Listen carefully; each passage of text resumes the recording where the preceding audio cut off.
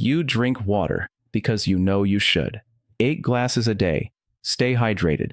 It is the simplest health advice anyone ever gives. And you follow it. You carry a bottle. You refill it. You track it. And your blood sugar continues to do exactly what it has been doing for months, regardless of how consistently you hit your daily water target. What if the water itself is not the problem, but what you are not adding to it is? This is not about flavored water or sports drinks or anything sold in a brightly colored bottle. This is about something far more specific and far more researched than any commercial hydration product. It's about the fact that water, consumed in isolation, is a passive vehicle. It hydrates. It moves through the digestive system. It is processed by the kidneys, and then it is gone, having done exactly what water does and nothing more. But water consumed with specific additions becomes something the body processes differently. The rate at which glucose enters the bloodstream changes. The sensitivity of the cells that receive that glucose changes. Insulin efficiency changes. And for adults whose blood sugar regulation has become less precise with age, whose cells have developed the partial insulin resistance that accumulates silently across decades of metabolic wear, these changes are not trivial.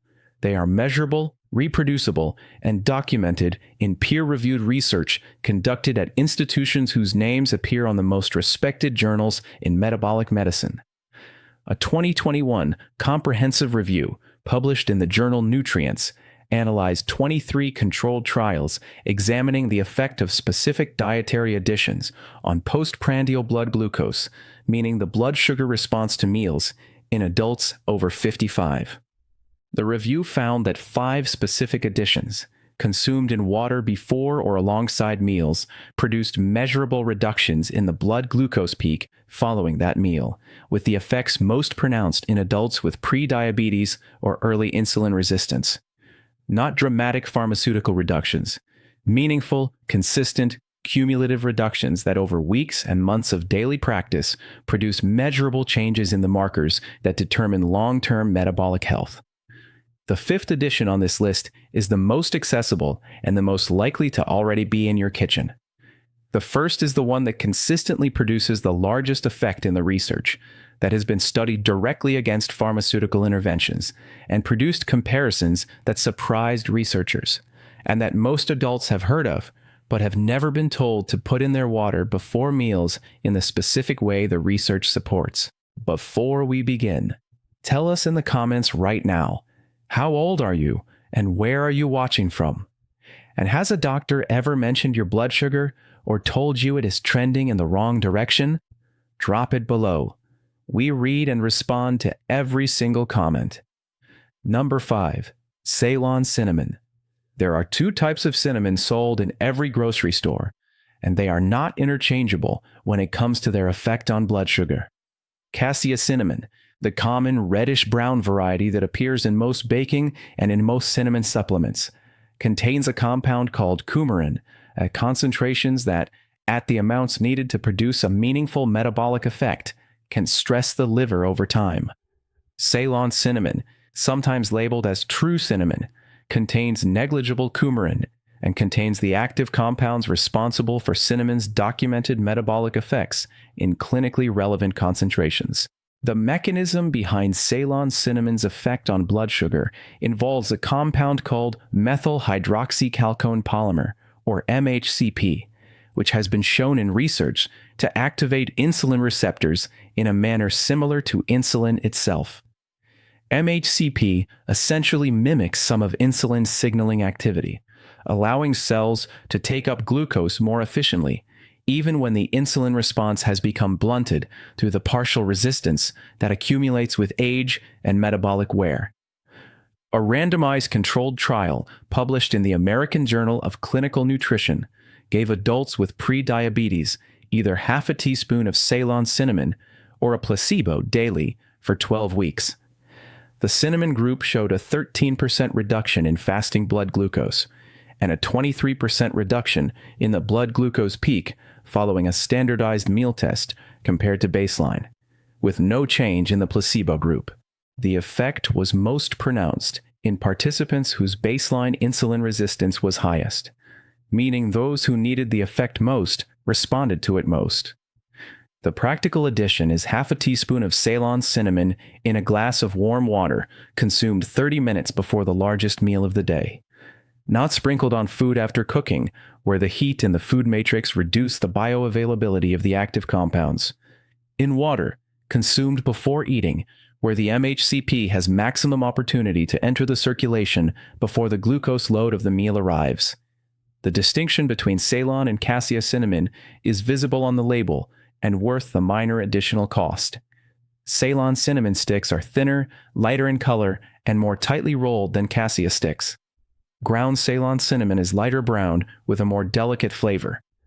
The metabolic difference between the two, at the amounts required to produce the effect described, makes the distinction clinically meaningful. Number 4. Apple cider vinegar.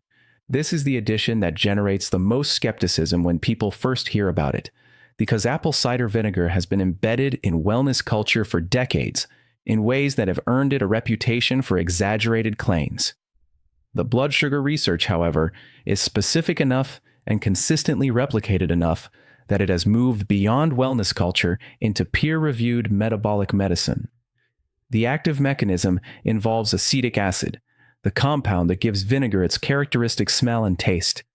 Acetic acid inhibits an enzyme called alpha amylase, which is responsible for breaking down complex carbohydrates into simple sugars in the small intestine. When alpha amylase activity is reduced, the conversion of dietary starch into glucose happens more slowly. Glucose enters the bloodstream at a slower rate. The blood sugar peak is lower and more gradual. The insulin response required to manage that peak is proportionally smaller, and the cellular stress associated with the repeated large glucose spikes that characterize poor blood sugar regulation is reduced. A meta-analysis published in the Journal of the Academy of Nutrition and Dietetics reviewed 11 randomized controlled trials examining apple cider vinegar's effect on blood glucose and insulin response.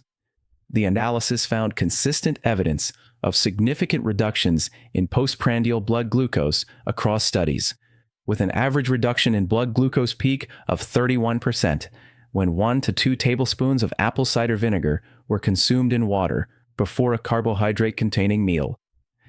The research on type 2 diabetes is even more striking. A 2019 study published in Diabetes Care followed adults with type 2 diabetes who added 2 tablespoons of apple cider vinegar in water before dinner for 12 weeks. Fasting blood glucose decreased by an average of 4%, and the 2-hour postprandial glucose following the dinner meal decreased by an average of 34%. The effect was comparable in magnitude to some first-line pharmaceutical interventions for blood sugar management, produced without prescription and without any of the gastrointestinal side effects that characterize many blood sugar medications. The preparation matters. 1 to 2 tablespoons of apple cider vinegar in 8 ounces of water, consumed 15 to 20 minutes before the largest carbohydrate-containing meal of the day. Undiluted apple cider vinegar consumed directly damages tooth enamel and the esophageal lining and should never be taken straight. Diluted in water, consumed through a straw to minimize contact with tooth enamel, it is well tolerated by the vast majority of adults and produces the metabolic effect the research documents. Before we continue, if this has been useful so far, hit that like button so more people can find this information. Subscribe and turn on notifications. New content every week. Number 3. Chia seeds soaked in water. The mechanism behind chia seeds and blood sugar is different from the mechanisms of cinnamon and vinegar, and it operates through a pathway that is more about the physical structure of digestion than about any specific compound acting on cellular receptors.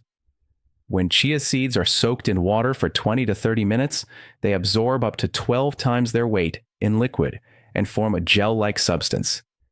This gel, when consumed before a carbohydrate-containing meal, coats the lining of the small intestine in a viscous layer that physically slows the rate at which digestive enzymes can access the food passing through. The carbohydrates in the meal break down more slowly, Glucose appears in the bloodstream more gradually. The blood sugar curve is flatter and lower than it would be without the chia gel preceding the meal. This mechanism, called viscous fiber-mediated glycemic attenuation, is the same mechanism behind the blood sugar benefits of oats, psyllium, and other soluble fiber sources.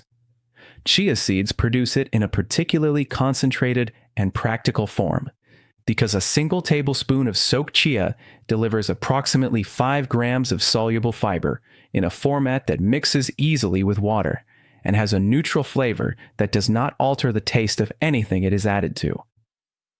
A study published in the British Journal of Nutrition followed adults with type 2 diabetes who consumed a tablespoon of soaked chia in water before their 2 main meals daily for 12 weeks. Fasting blood glucose decreased by 6.8%.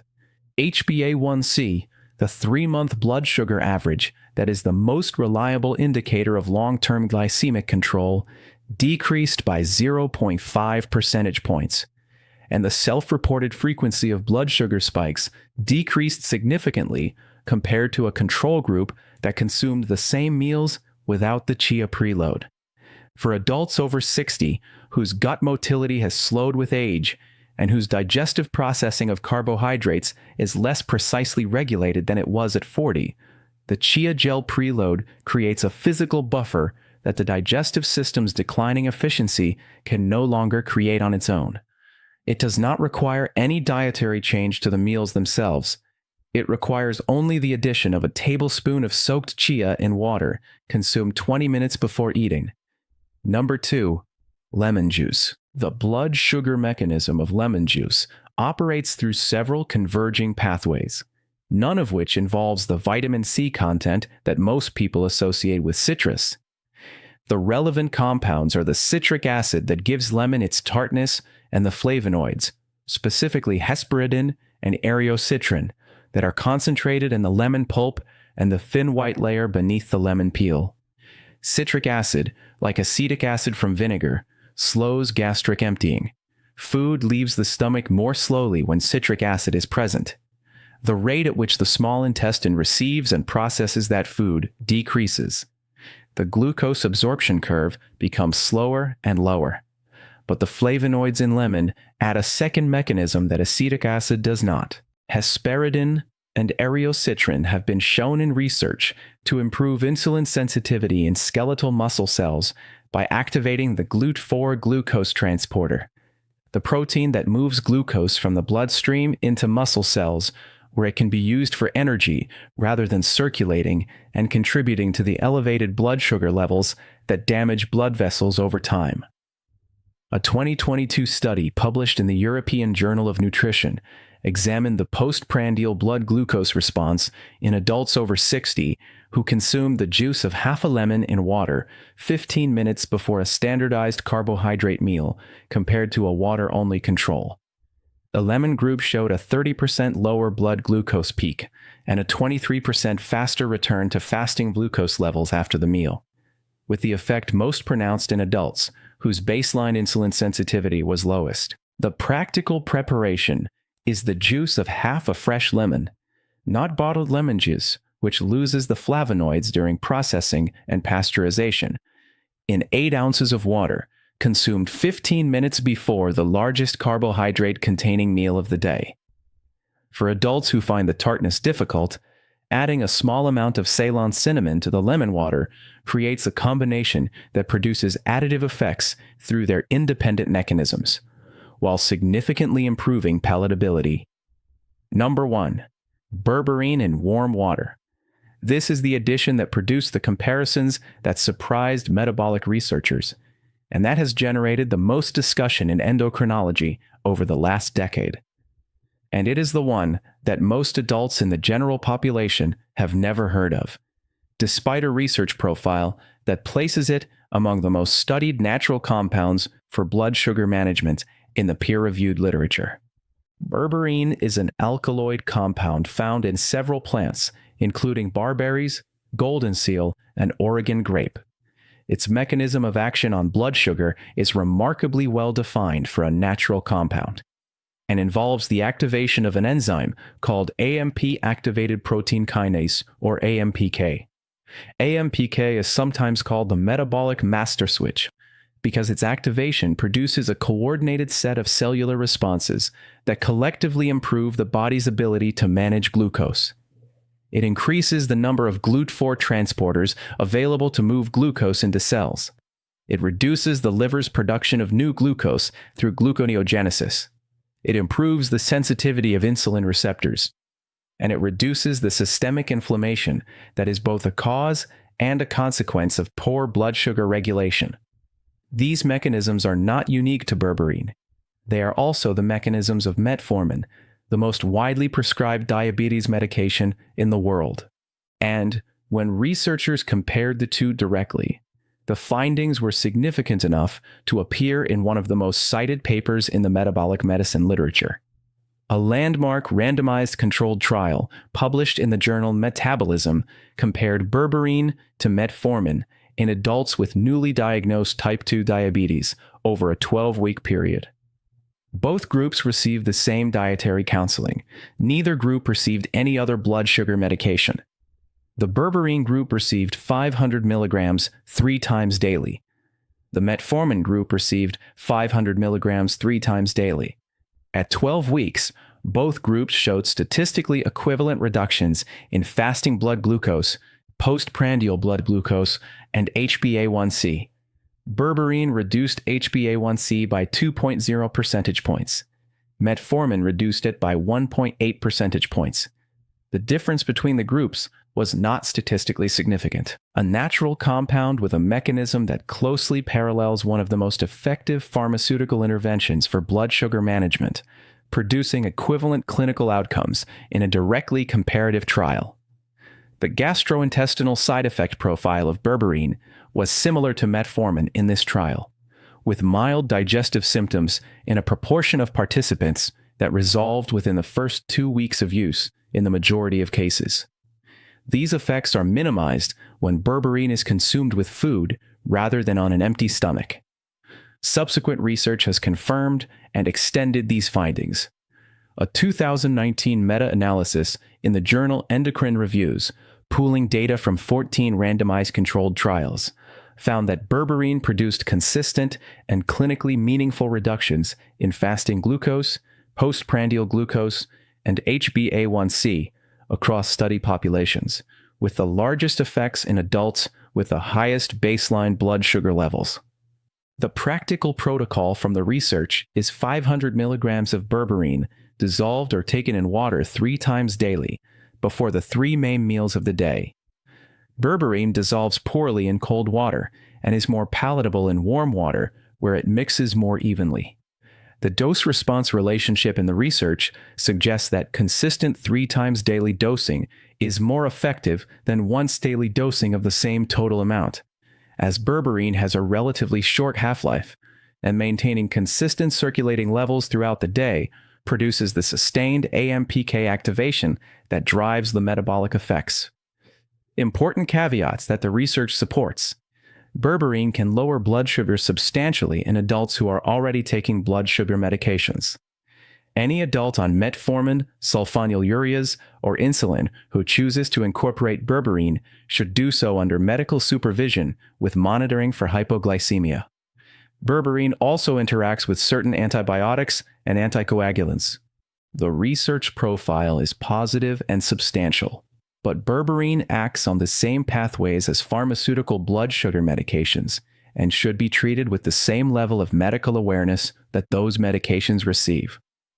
A 64-year-old accountant came in with a fasting blood glucose of 118, placing her firmly in the pre-diabetes range, and an HbA1c of 6.2.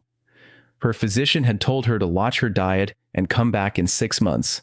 She was watching her diet. She was also walking daily and had lost 7 pounds over the previous 4 months. Her numbers were not improving.